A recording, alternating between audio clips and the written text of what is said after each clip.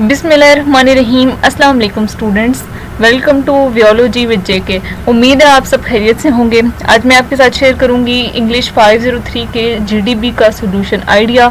सो आपने वीडियो को एंड तक देखना है, कुछ भी स्किप नहीं करना। प्लस अगर आप मेरे चैनल पे न्यू हैं तो चैनल को सब्सक्राइब करना मत भूलिएगा, ताकि जैसे ही नेक्स्ट असाइनमेंट या जीडीबी का सॉल्यूशन अपलोड हो तो आपको उसका नोटिफिकेशन मिल सके। अच्छा, सबसे पहले जो हमारे पास क्वेश्चन है उसे हम रीड आउट कर लेते हैं।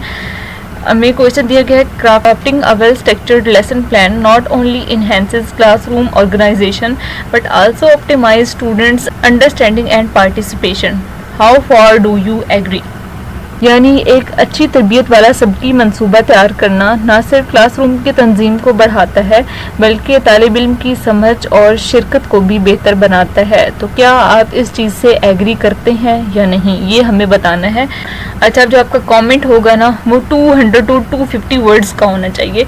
250 वर्ड से एक्सीड नहीं करना चाहिए।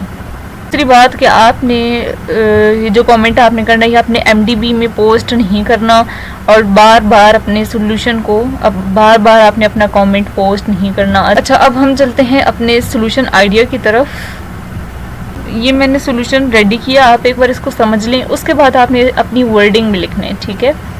हमसे क्वेश्चन पूछा गया था कि क्या एक अच्छी तरबियत वाला सबकी मंसूबा तैयार करना ना सिर्फ क्लासरूम की तंजीम को बढ़ाता है बल्कि स्टूडेंट्स की समझ और शिरकत को भी बेहतर बनाता है। तो आपने बताना है कि आप इस चीज़ से एग्री करते हैं या नहीं करते, ठीक है। तो मैंने इसका आंसर जो रेडी किया वो मैं आपके साथ शेयर करूँगी। आपने इसको एक दफ़ा से समझ लेना है, ठीक है।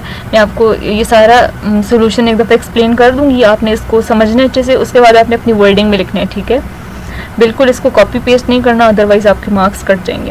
अच्छा, सोल्यूशन की तरफ चलते हैं। तो जो भी सोल्यूशन मैंने रेडी किया उसमें मैंने लिखा कि यस, हम इस चीज़ से कम्प्लीटली एग्री करते हैं कि एक अच्छी साख्ता सबकी मंसूबा तैयार करना क्लासरूम की तंजीम में इजाफा करता है और तलबा की समझ और शिरकत को भी बेहतर बनाता है। सोच समझ कर डिज़ाइन किया गया सबक का मंसूबा असातिज़ा के लिए एक रोड मैप की तरह काम करता है। इस बात को यकीनी बनाता है तदरीसी मकासद वाज़ेह हों और तदरीसी वक्त को मौसर तरीके से इस्तेमाल किया जा सके।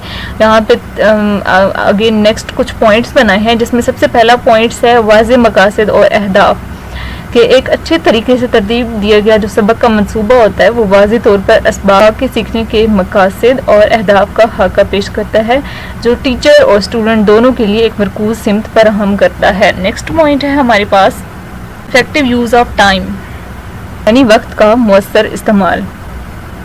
मुनासिब तरीके से बनाए गए सबक के मंसूबे हर एक सरगर्मी के लिए मखसूस वक्त मुख्तस करते हैं।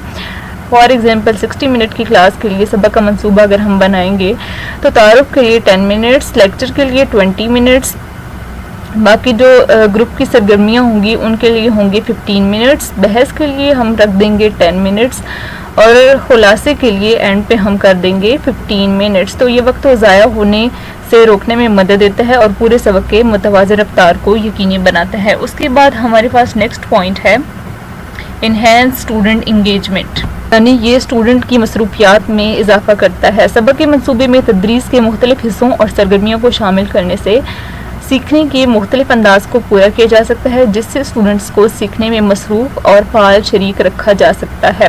उसके बाद जी हमारा जो फोर्थ पॉइंट है वो है इम्प्रूव अंडरस्टैंडिंग एंड रिटेंशन, यानी बेहतर समझना और बरकरार रखना। जो एक सबक का मंसूबा होता है ना, वो पेश की जो मालूमात होती हैं उन पर इस्तवार होता है। इसमें नज़रियाती और तक़वियत की सरगर्मियाँ शामिल होती हैं। स्टूडेंट्स को नई मालूमात को ज़्यादा मौसर तरीके से समझने और बरकरार रखने में मदद मिलती है, ठीक है। फॉर एग्जांपल अगर एक साइंस की क्लास है तो सबक का मंसूबा पिछले सबक के जायजे के साथ शुरू हो सकता है और साथ एक नया तसव्वुर मुतारिफ करवा सकते हैं हम, और इसके अलावा तसव्वुर को तक़वियत देने के लिए तजुर्बात फराहम कर सकते हैं। जायज़ा या क्विज़ वगैरह के साथ हम इसको एंड कर सकते हैं और ये ढांचा सीखने को तक़वियत देने और बरकरार रखने में मदद देता है। उसके बाद जी हमारा जो फिफ्थ पॉइंट है वो है फ्लेक्सिबिलिटी एंड अडॉप्टेबिलिटी।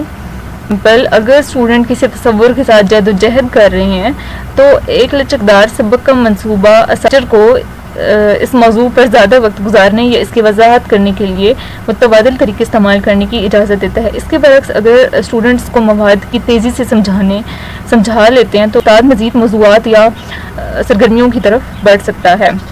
اس کے بعد جی جو ہمارا 6 پوائنٹ ہے وہ ہے اسسمنٹ اینڈ فیڈ بیک، یعنی تشخیص اور تاثرات۔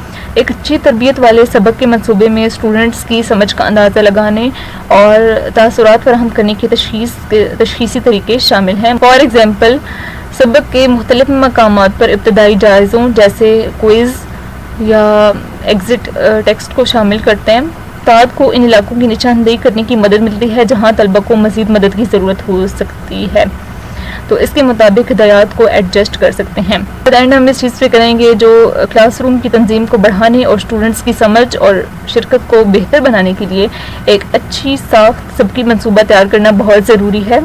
واضح مقاصد، وقت کا مؤثر انتظام، مشغول سرگرمیاں، سیکھنے کی تقویت، لچک اور مؤثر تشخیص فراہم کر کے اچھی طرح سے ڈیزائن کیا گیا سبق کا منصوبہ ایک نتیجہ خیز اور متحرک سیکھنے کے ماحول کو یقینی بناتا ہے۔